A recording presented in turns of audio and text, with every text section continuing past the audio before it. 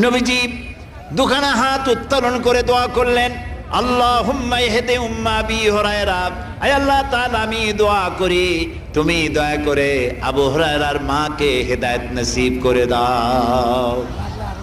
রাসূলুল্লাহ দোয়া করলেন আল্লাহ ওর মায়ের হেদায়েত করে দাও। হযরত আবু হুরায়রা রাসূলের মুখে দোয়া শুনে দিয়েছেন দৌড়।